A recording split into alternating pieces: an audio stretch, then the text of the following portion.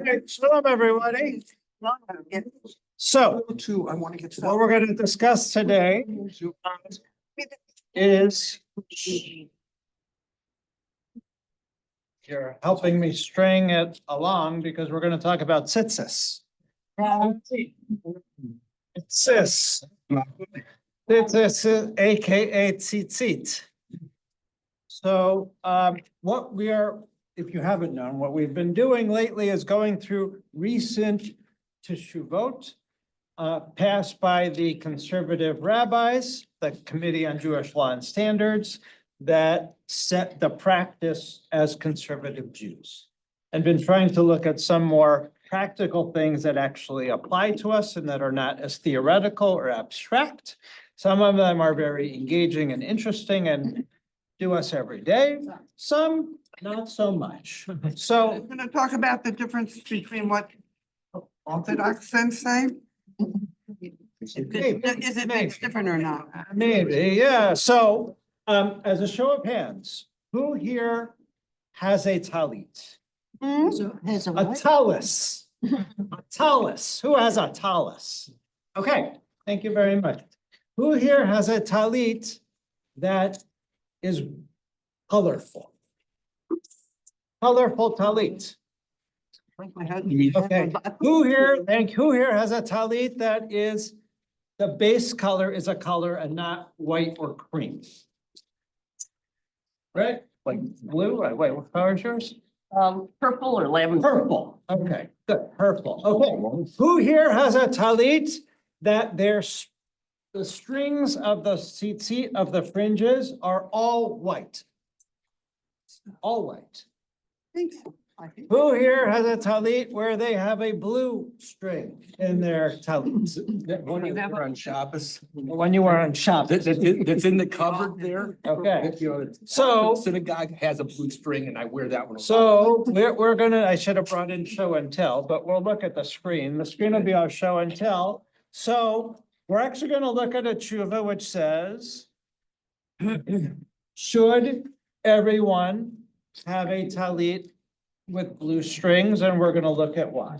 So just to show you what it looks like, since I didn't bring in my show and tell, if you can see my home screen, whoa, what's going on there?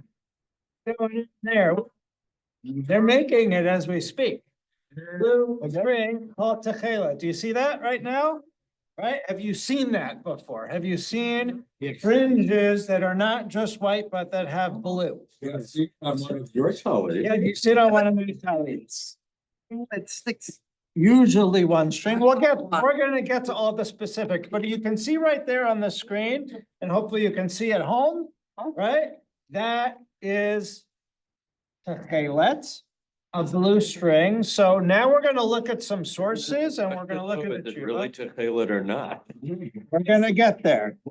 We're gonna get there.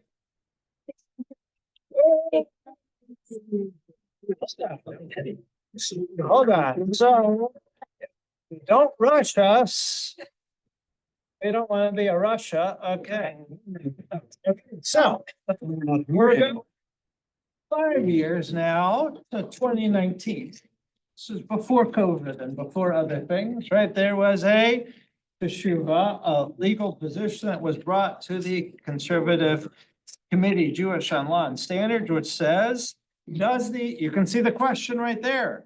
Does the techelet commercially available today, right? Which, David or somebody else said there's like, now there's question, is the techelet, and we'll get to what all that means, right?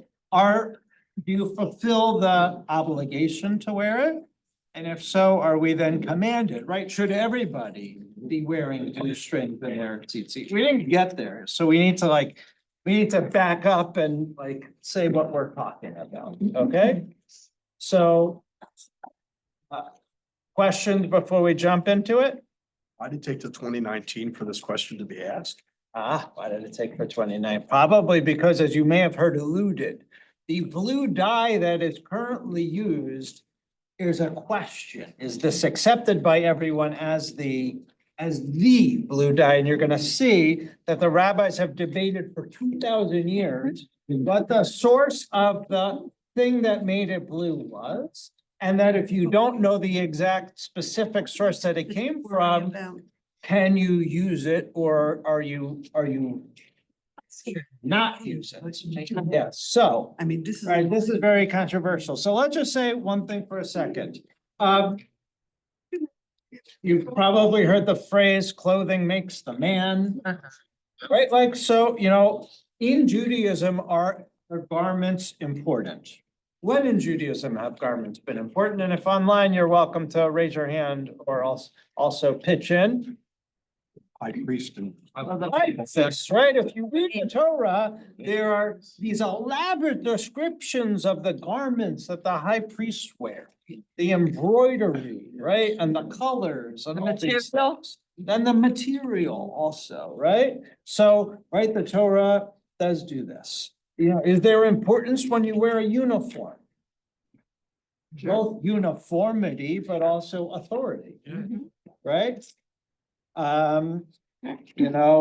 the talit a tool? Is it a bit of an armor? Is it decoration? Is it, there are all these like things to think about when we put on a talit. Is it a blanket? Does it protect us and warm us? Is it a cape? Do we feel like superpower? There are all these different feelings. And we're not going to get into it here, but actually there is a midrash, a legend, and this is the midrash class, so you'll know that God actually wears a talit. So that's blue string. Because he spread it over. I didn't see it, so I don't know. See it. So we first encounter the law of talit and tzitzit. Talit is the garment itself. It's a four-cornered garment. Tzitzit are the fringes, the strings in the corner. And techelet, which we're going to get to, is the blue string. Those are the three terms we need to know. So can someone read Numbers 1538? The actual Torah commandment. The first time we meet these things called tzitzit. Someone want to read, Cindy? Numbers 1538 enjoins all Jews to wear a thread of techelet. God spoke to the children of Israel, saying, "You shall make tzitzit on the corners of your garments throughout your generation. And you shall place upon the tzitzit a corner of a thread of techelet. You shall see it and remember all the commandments of God, and you shall do them." Okay. What does the Torah tell us? Do it. Do it. Yeah. But who's he telling it to? Only the men. Do it. Blue. Yes, so. Who's it? So who's being commanded here? Exactly. How do you know it's just men? Look at the Hebrew. Hey, Israel. We're not going to get into that, so I wasn't planning anyway, but the rabbis actually debate it. Because if you remember from one of the last sessions that I taught, women, the majority of the 613 commandments apply to the women, except what were the time-bound commandment, right? A mitzvah that is required to be done at a certain time. You mean like lighting Shabbos candle? We said except for lighting shots. As Rabbi Barmash says, except for a whole bunch of. Except for a whole bunch of stuff that actually have to be done at a certain time. So there is actually a debate whether wearing a talit falls into that category. Because what time of day are you required to wear a talit? It's all day.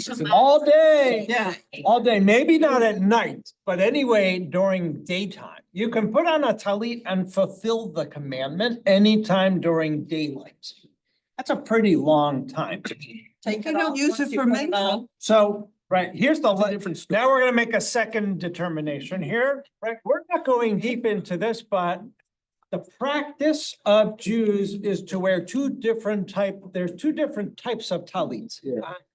Right? Type number one is the shawl that we wear, whether it's the smaller size or the full size, and we can get into the reasons for that. That's what we call a talit. Then there is what is referred to usually as tzitzis or talit katan, mini talit, or arba kanfot, four-cornered garment, which is, if you haven't seen it, that is the undershirt poncho-like four-cornered garment that has tzitzis in the corner that traditionally men and boys wear underneath their clothing, sometimes over. Yeah. Oftentimes tucked in, sometimes hanging out of the corners. And the interesting thing They're the is, same thing. It is the same thing. It fulfills the same commandment. Just the question is, should you be wearing it the entire day? Or does putting it on at morning services fulfill the obligation? When does it say there we should wear it? Does it say there all day? Does it say there in the morning? No, right? So it is traditionally there's not a specific time given here, right? Our tradition has taken down that you do one of those or both of those. Yes, Sheila? the trend now is because it's so many little kids, they actually have T-shirts. with Yes, the- and- T-shirts are made four corners that actually you can snap or Velcro or different things Yeah, that have them built into it. Rabbi, Yes, Ruth. that doesn't say here anything about talit. It says about their clothes. What God can say, what were the knafaim of the clothes? Right, what's convey mean? corners. Wings. Right, we'll say corners, yeah, wings. So the assumption was, this was a four-corner garment that they wore. Okay. It was a special garment that they wore. This may have been what everyone wore back then, I don't know, in ancient times. But it was a four-cornered rectangular garment that they wrapped around themselves. Have you ever seen people do a big wrap? Yeah. Oh, and it was over, or it was the only thing they. Either way, now we're gonna get to another thing and then I'll get to in 1 second. What is the size of a talit? Is there a minimum size? We're not gonna get, it's not in this tshuva, which is gonna really talk about the blue string, which we didn't get to yet, but is there a minimum size? Like, why are there these two sizes? I think don't you have to cover yourself or something? Because I know that, So, yeah, so the law says in order to actually be a kosher talit, it should be large enough to cover your body if that is the only thing that you are wearing in public. Ah, Oh. That's the only thing you're wearing in public. If you have one of those nightmares where like you're walking out in public and there's only one little schmatza to grab. You want it to be big enough to cover your body. So that is why some people may get a larger talit. Among other reasons, yeah. Oh, no, sorry, No. Joe had his hand up Yeah, first. it's- Yeah. So, so I think the mention of, on your garments does imply a time, day, the assumption being about your pajama garment. So it's a daytime or when you're dressed, garment. Two, you mentioned that wearing the talit katan fulfills the obligation. So would you put a shawl one on as well? Would you be wearing two? If so, is that lot talit? Well, think about it, right? I'm just gonna say practically, right, if you go to a traditional synagogue, right? Probably a lot of people in Orthodox synagogues wear the undershirt thing. And are they wearing a talit? Sure. Yeah. Yes, so the answer is yes and yes. Right? Is it you're required? married. Is it required? Right there, it's a symbol of marriage and other things. It's also a prayer instrument, like there are things that enhance our prayer mood. If you wear a talit, does that help you be a little bit more prayerful? Does it help? yes. Does it set the mood for you? Do you feel like in a different thing when you're wearing a talit as opposed to now? Well, you've got to gather your seat for the Shema. If you don't have them, you can't gather them, so. Right, and lots of other things. I would just say, like, to me, it feels different when I'm praying with a talit versus not. Yeah. Is the number of strings on both the regular talis and talis katan the The same? tzitzit are exactly the same, So because they fulfill this, like that's this, right? That's the question is, what is the garment we're talking about? Yeah, David? So a couple of things. One is about size of the garment.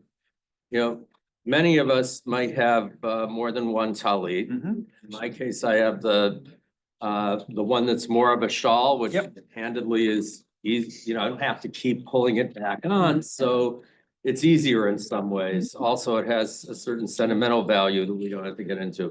The larger one, maybe fulfills this idea of it would cover you entirely. But my point is, apparently both of them are kosher. Yes. So, They're both they're four corner garments with appropriate strings, yes. and then the second question is, in order to try to determine what this garment would or wouldn't have been back when this was originally given, what does one look at? So one thing one might look at is the Assyrian relief in the British Museum of the Battle of Lachish, which is a depiction of a bunch of Israelites being defeated by Assyrians. But if the depiction is accurate, we have some idea of what Israelite men who were fighting in a battle might have looked like. I can't remember whether that depicts tzitzit or not, to be honest, because I haven't seen it in a few years. Yeah, I don't think so. I didn't think so either. So that raises a question about whether once you've worn it, I mean, the theory, I would offer that the theory might be that you wear it at Shachrit because you want to rush to do the mitzvah, so to speak. You don't want to waste time not doing it. And then you fulfilled it, you took it off and you're all set for the day. Although I will, right, there's a classic, now we're gonna, one of these days we'll actually get to talking about the blue string. There's a classic. Here's your midrash also. Thank you, Rabbi Josh.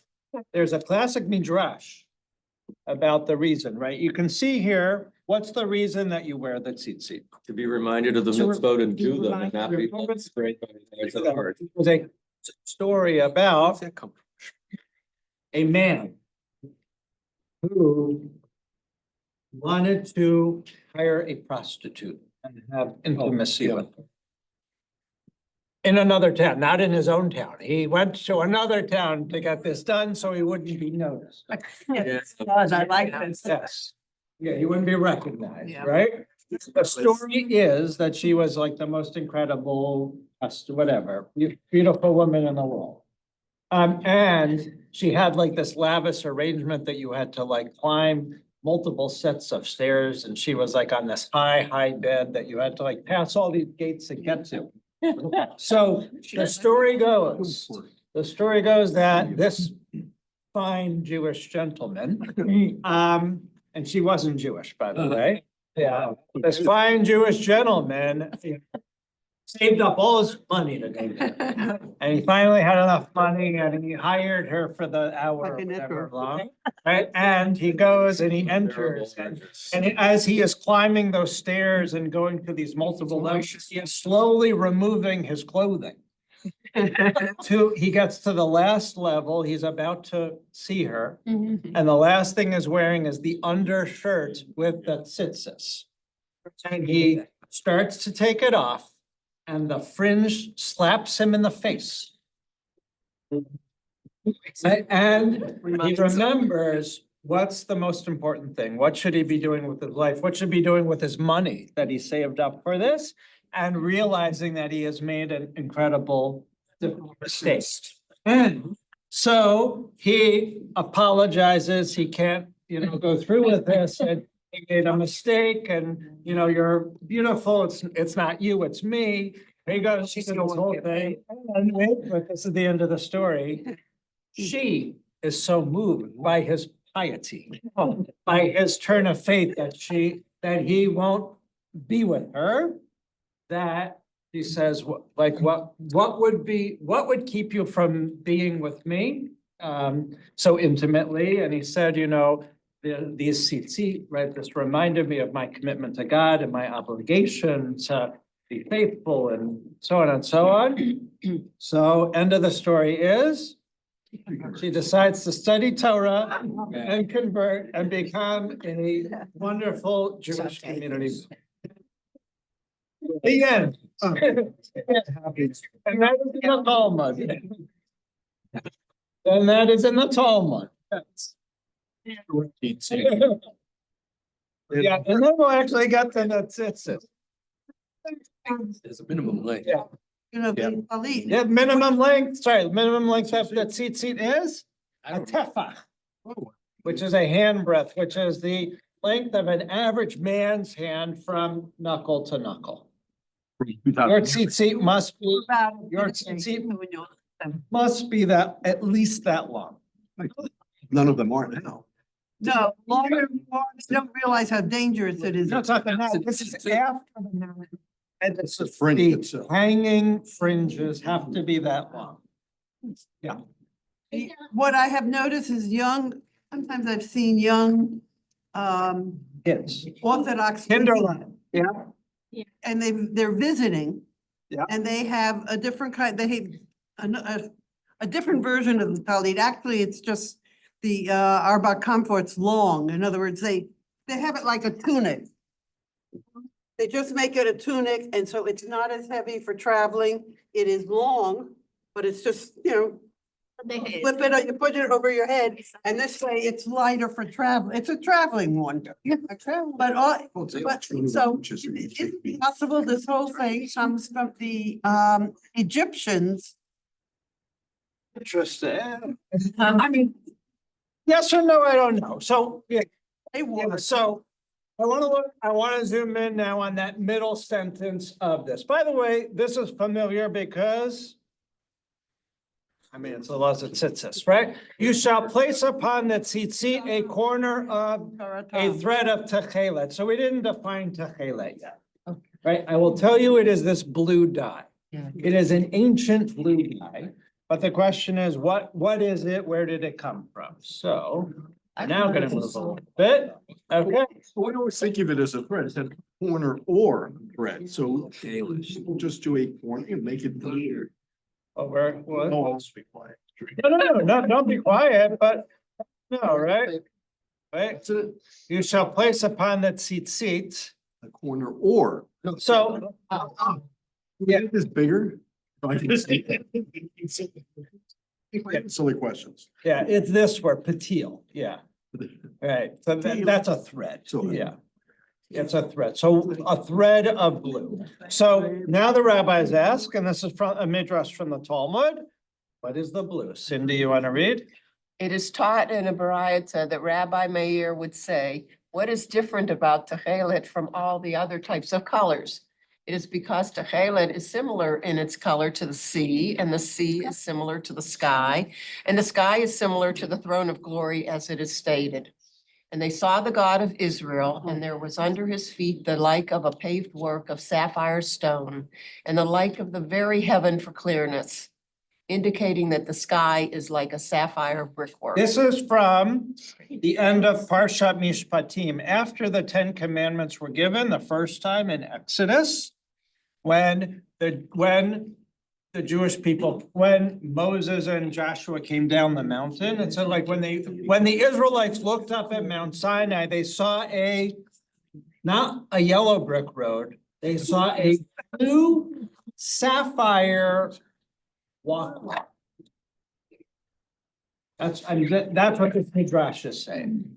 So the color blue, what does it signify according to this? The sky. God, because it looks like the sea and the sky, right? If you think about the sea and the sky, they're sort of limitless. They're infinite, right? There's no end, right? If you're looking at the horizon or you're looking at a shore, right? And looking out, there's no end. And when you think, and God also has no end. Right? There are all these things, and God obviously created these things. So does it make sense then that blue is the special color? Yeah. Okay, so now I didn't tell you, Rabbi David Booth authored this, and this is Rabbi Booth's sort of summary on it. Cindy, you want to just read, seeing the techelet? Seeing the techelet then is a mitzvah itself that reminds the viewer of the other mitzvah. Similar to prayer, the viewing inspires a mental state that reminds us of awe to inspire observance. Put another way, the techelet are there to inspire a state of God consciousness in which the viewer is attentive to the mitzvah. Okay, makes sense? Okay. So now we're gonna jump down. So, right, Rabbi Booth already says, as the practice was described in the early rabbinic era, there were 3 thread. So tzitzit in the front, each corner of your talit, how many strings are there that hang down in each corner?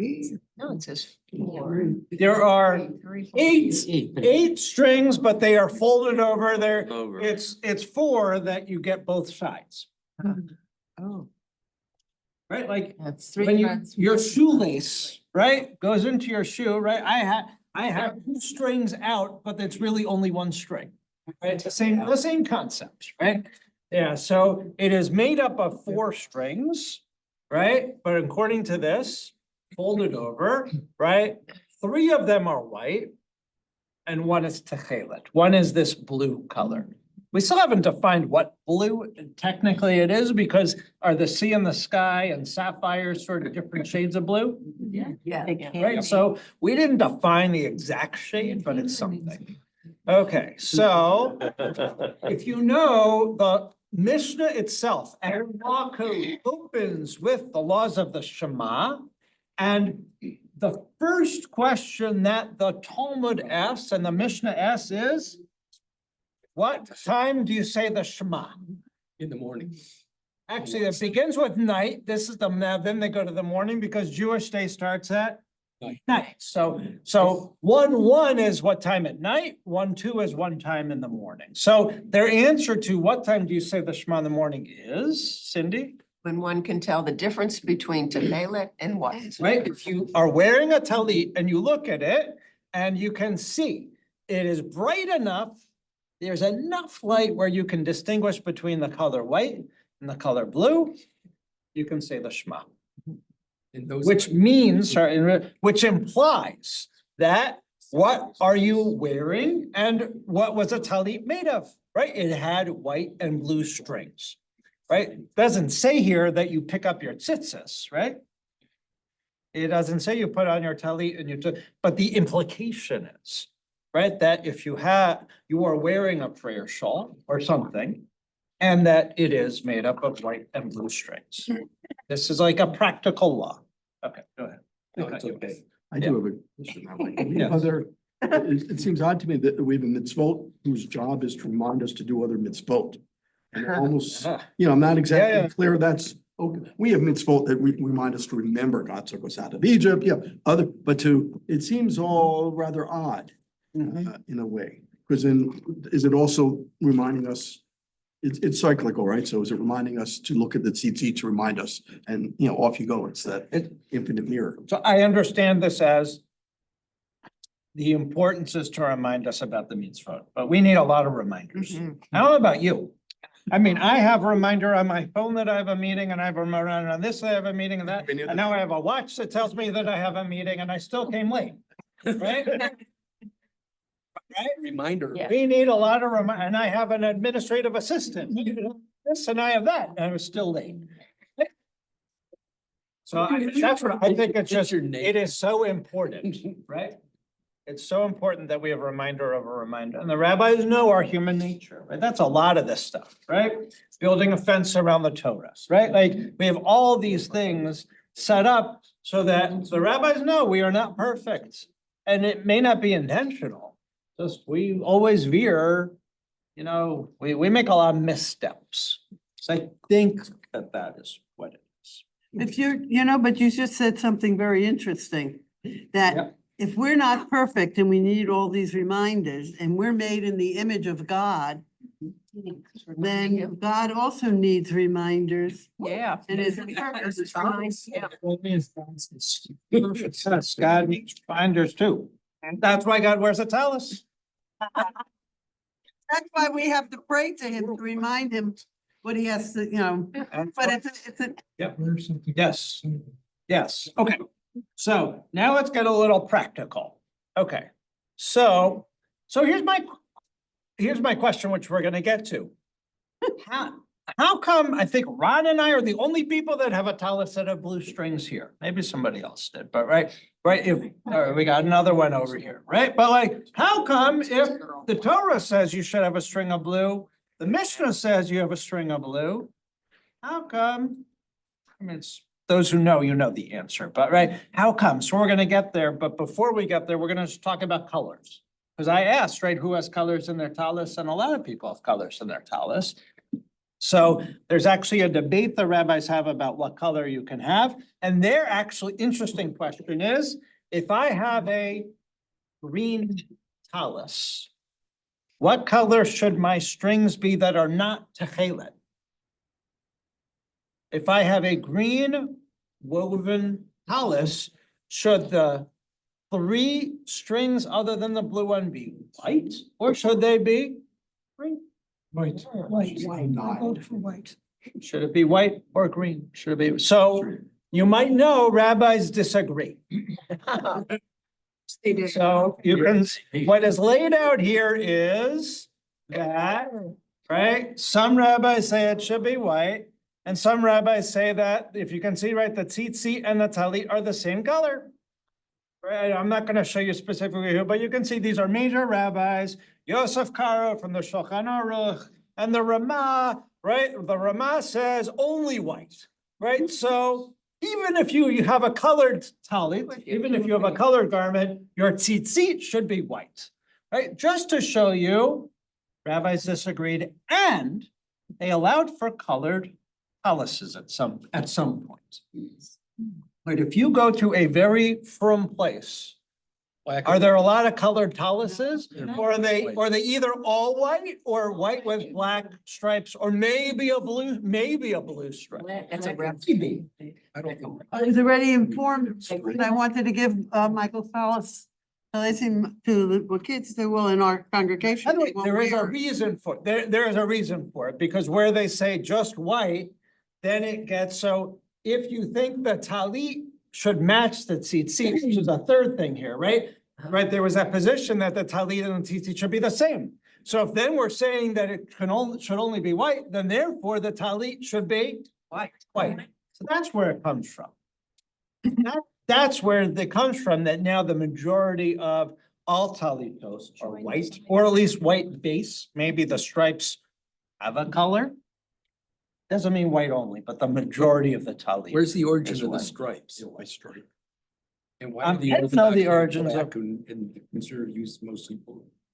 I don't know the origins of the stripe, but you know, yeah, that. This way you could, maybe it's different from the tunic or your own clothing. Okay. By the way, Or maybe it's the kind of. Midrash here, and we're not gonna do it, but you might know there's a classic Midrash legend that Korach, who was Moses's cousin and tried to question Moses's leadership, he has these arguments with Moses, and actually the classic one is he has 250 associates with him that join him in the rebellion. He dresses them all in a talit that is total tachelet,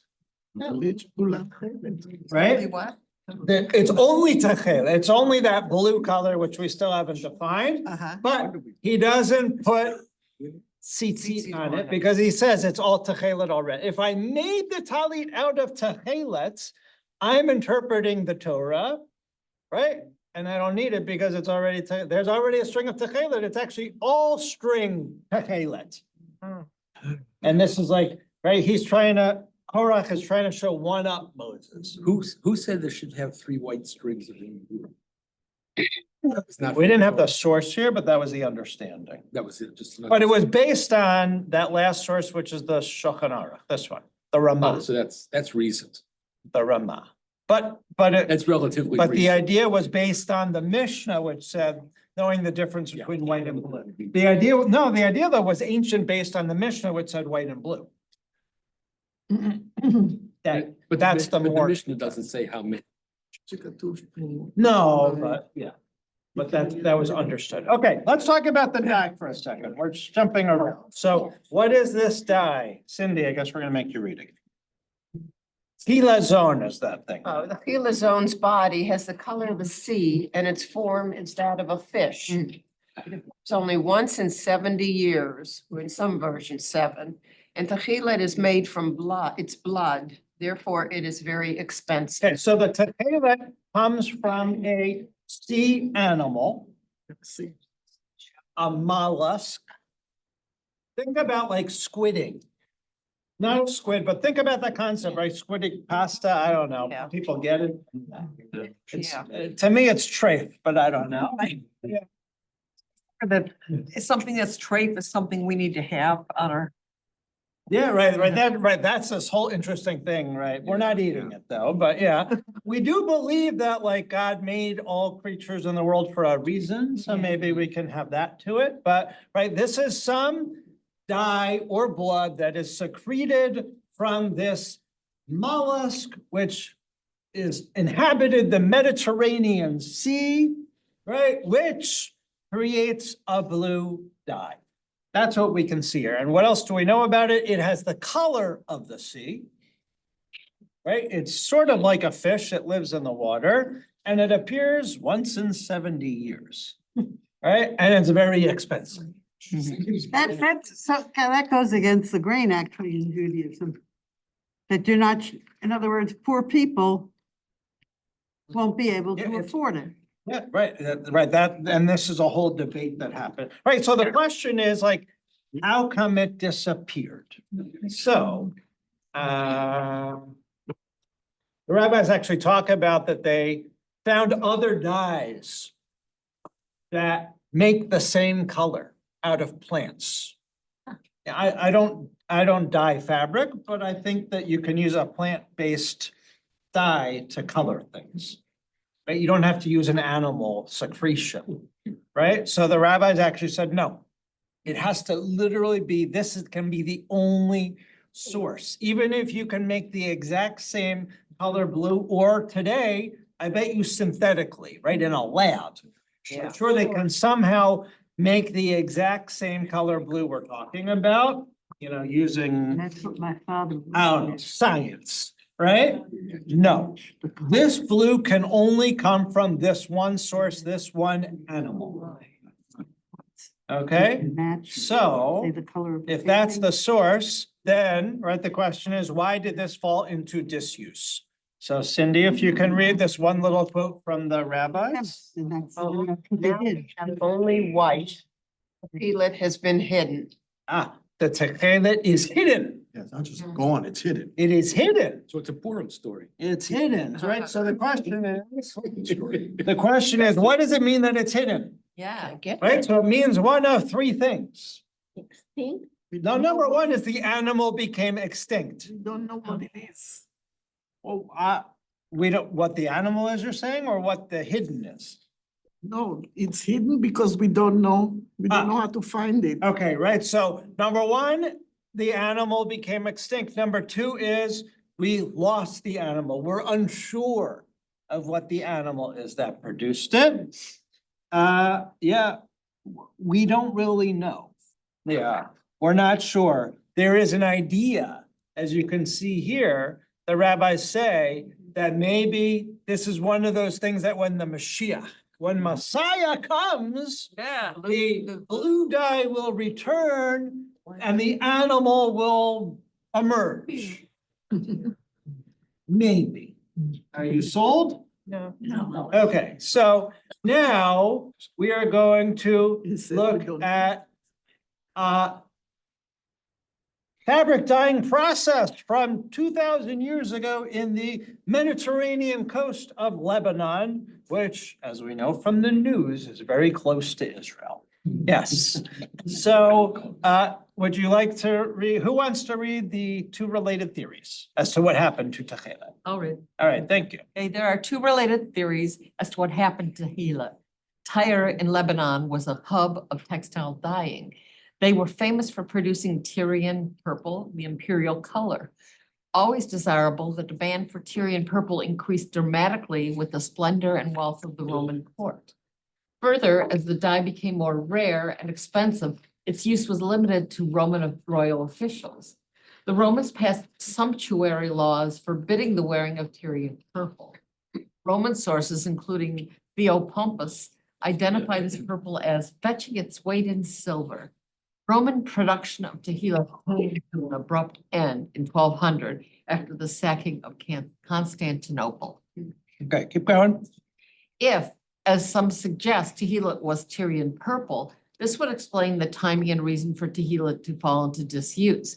it would have been illegal for Jews to harvest the chalazone snails. And so any indigenous industry in the snails would have collapsed. For example, Sanhedrin 12A mentions the arrest of 2 rabbis for importing tehillah. This both suggests a tannic industry in making tehillah, that it was of dubious legality. Further, loss of sovereignty may have also broken any indigenous industry. The Talmud in B Shabbat 26a refers to such an industry from Tyre to Haifa. Meaning that it extended into Israel, yeah. By the time Constantinople was sacked in 1203 CE, there would have been no way to give dye from Murex. Okay. So we're getting now historical. So there was a special purple, not blue, some very expensive royal dye that was harvested and made right next to Israel, that the world sought, right? That fetched its weight in silver. Right, and that somehow the rabbis were involved. Could you move it down so we can see what was before it? No, I want to see the. These are just the rabbis talking. All right, so the whole idea of the chelet doesn't come, the idea of having this special blue or purple didn't exist before the Jews or before, say, the time of David. Well, I mean, it depends when you date the Torah. Yeah, I mean, this first appears in Numbers. This is the first time we find it. It is in the Torah. Just to show you, right, the second thing is a question of, did it get too expensive that the rabbis determined, like, it is out of a regular Jew's price range? That's like the short story, right? So, and the third is, which I think we got into, is, did that animal just become extinct? Right, so these are basically what the question is, and is that why we stopped doing it? So at some point, the rabbi said, Techelet does not, you're not required to do it. You don't have to do Techelet anymore, you can just wear white. You can just have fringes of white, and that fulfills it. They don't really discuss it, but they say that's it. So the question is, if we now found the blue, should we start re-engaging this process? So we're gonna quickly go through a little history. So I don't know if you've studied French zoologists. Yeah, maybe you've studied French zoologists, but, right? Basically, as you can see, yes, zoologist and zoologist, you can see in 1858, this French zoologist identified Mediterranean mollusks that produce purple, blue colors. And at the same time, unrelated, because probably the Rudin-Luria in, the middle of some shtetl in Europe probably was not studying French zoology. This Rabbi Gershon Hannah Kleiner somehow, determined that this, animal, this was the animal that produced it. And then he said it has to still be, he was like convinced it's still alive. It didn't just go extinct. So we are following the line of this guy, the Rudin-Luria. And just to show you, because we're about 10 minutes away to wrap up, there's this thing called the Techelet Institute. Maybe you've studied it or not, but this is their website, also called Patil Techelet, that they show all the science. They actually go into the molecular structure of the blue that they have found from a mollusk in the Mediterranean. So basically, starting in the late 1800s, because of that rabbi, the Rudin-Luria, he started to reinstitute the process. He was convinced that he found this once extinct snail, but there's a problem with the snail. There's always a problem with the snail. What color did we say the snail looked like? Do you remember? Cindy read it. No, it looked like the sea. It looked like the sea. The problem is the mollusks that they think it is not, the shell is not blue. The shell is white, brown, and tan. Now I have a question for you. If it's lying on the seabed, what color is the seabed?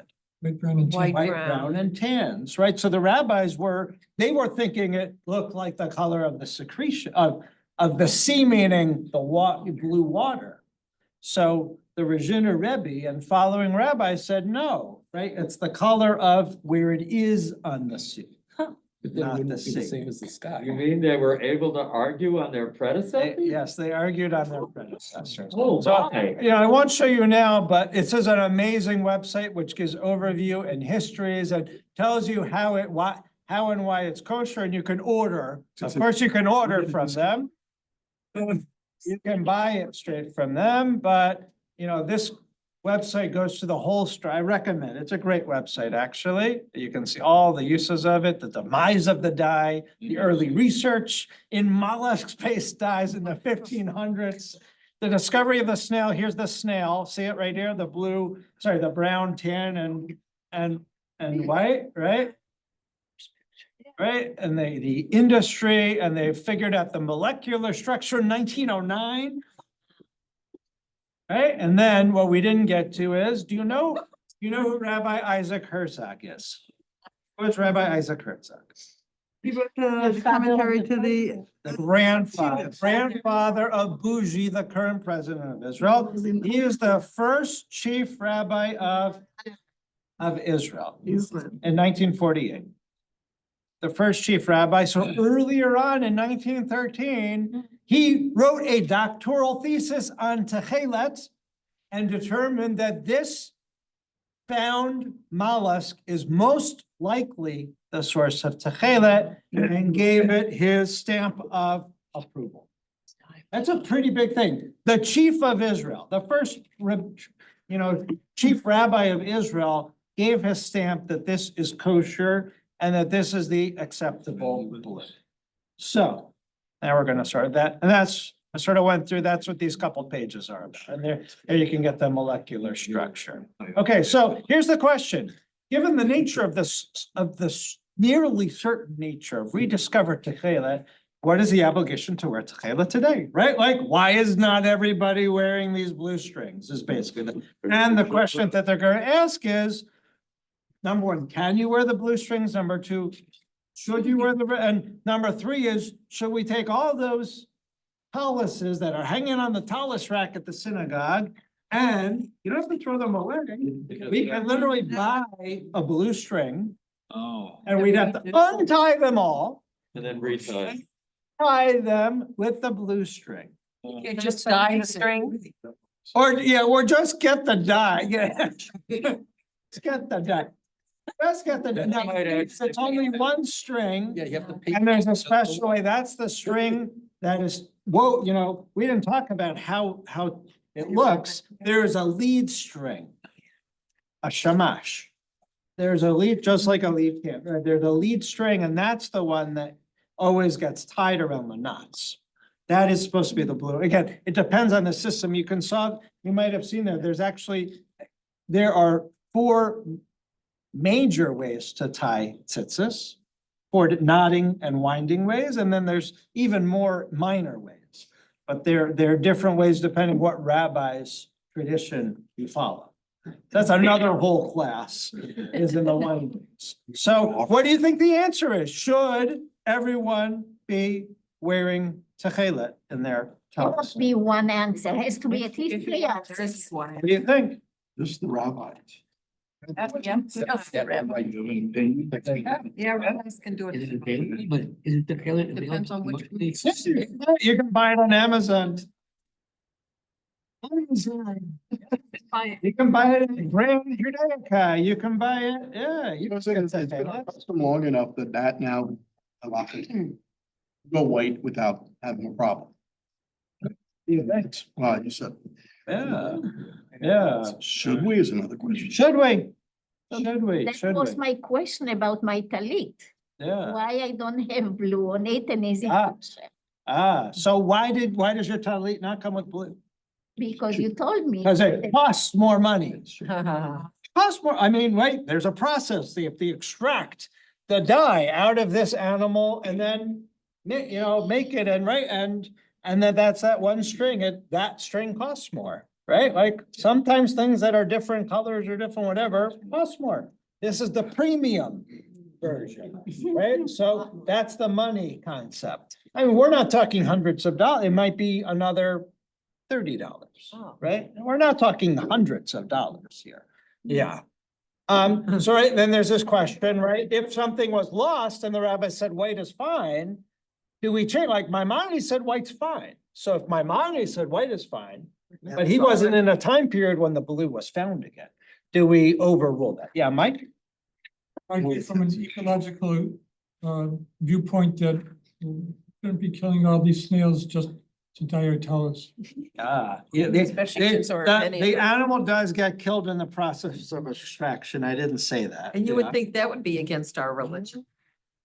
By the way, I skipped a piece which is archaeologically, they found there are, on the coast of the Mediterranean, Israel, they found piles of these snail shells that date back to Mishnaic times. So so Jews definitely harvested those snails. We don't exactly know if it was for our techela, but it actually was also, they were used in Israel. Yeah, Elliot? If the citrus, Yeah. citrus are supposed to be a reminder of the mitzvot, how is it that some people would tuck them in? They lose that visual reminder. Mhm. Putting them on. Yeah, they put them on when you put them on. So here are a couple answers for us. Right, so number one is, or not number one, right? So the question is, You're on number 4. number four, yeah, number four. Do we wait for Mashiach, like I said? Another question is this a Zionist statement, right? If this is what our biblical and rabbinic ancestors used, they wore this, right? And if we're reclaiming our land of Israel, now with the establishment of the modern state of Israel in 1948, right? Should we reclaim this practice as showing our dedication to reclaiming ancient Israelite practice? Places as well. Are we, and this maybe is more to Elliot, right? When there's a possibility of fulfilling more perfectly a biblical commandment, shouldn't one do so? Right? I mean, the Torah says, put a blue string in your tzitzis, right? We can do it now, right? If the reason for wearing the blue string was so you, or one of the reasons for wearing the blue string, when you could say the morning Shema, then you should be wearing it. Yeah, right. The sages repeatedly And I- venerate, I bet the sages repeatedly venerate the mitzvah of wearing techela as a visual act to inspire God consciousness and observance. Given the opportunity to fulfill that commandment today, we ought to do so. The doubt and boastfulness concerns are sufficient to empower those who choose to only wear white. Yet the intent here is to encourage the wearing of techela in our communities. It serves as an educational, a visual reminder, remains a nearly universal garment in our synagogues, and its dramatic impact on people would be great if it looked as described by our Torah in the book of Numbers. His final ruling, given the likelihood that this dye is the biblical techela, we permit and encourage people to add in one techela thread to their 3 white ones, with the sense that this may be even fulfilling a biblical commandment. At the same time, out of respect for existing practice, we permit people to continue to wear only white threads as well. Wait, here's the answer. It's so. And then, that passed, by the way, 21-0. Rabbi Jeremy Kalmanovsky, another conservative rabbi, wrote a concurrence where he basically says, I'll give you the last sentence. He writes a 5-page thing that says, all too often we conservative Jews strive no higher than mediocrity in our practice of Judaism. Where is our sense of Hidor Mitzvah that we should do something to the highest and most beautiful way possible for doing a mitzvah? Our drive for the most beautiful, refined, and skilled performance of a commandment. Our communities understand that a special Gibson guitar can help you make beautiful music, that La Crusade pots can help you cook delicious food. With Techelet, we have an opportunity for those who aspire to perform the mitzvah in an optimal way. That deserves celebration. He says, if it's out there, you should do it. And he says, Rabbi Booth shouldn't have asked, can you? He said, everyone All right, so thoughts, comments, what do you think? What's our city lecture? What is our recommend, I mean, I'm at the moment, before I reread these, I was in Rabbi Booth's camp. Recommending it, I think it's beautiful, I think it re-engages a lost and what we didn't say is that for 1,300 years, we weren't able to fulfill this, right? The dye didn't exist. Right, so for 1,300 years, we've never been able to even think about the possibility. How beautiful it is that we can now fulfill a mitzvah the way it was originally intended. Okay, now this only is found along the coast of Lebanon. Is this what we're saying? And Haifa. And Haifa, okay. Haifa is okay. But, And Haifa. no. The point being that if all of these mollusks disappeared, I mean, as long as. They came back, we're or we didn't say as they found it, like it didn't just they didn't just find the color, the animal reappeared. No wonder it hit it. Yeah, the animal reappeared. Because then we're not, we're sort of impinging on the sovereignty of Lebanon, and as long as we're. This isn't about going into Lebanon waters and farming. Yeah, but thank you. This is they're finding it in acceptable places to farm and harvest these mollusks. And you'd have to do it in Yeah. a sustainable way so that you. could- Yeah, they'd have to look at how they're farmed. I don't know the farming practice, but yes. Yeah. As part of the commercial lessons. Yes, it's gonna be now. It's gonna be now, yeah. And if anyone wants, so I'll close with, if anyone wants to add Tehillah to theirs, Rabbi Foster and I, and probably the other clergy too, but I know at least we help people tie. We will teach you how to tie. If you wanna buy the Tehillah, and then we will help you tie it. Or Rabbi Heinemann at Grand Judaic will also do it. So thank you very much.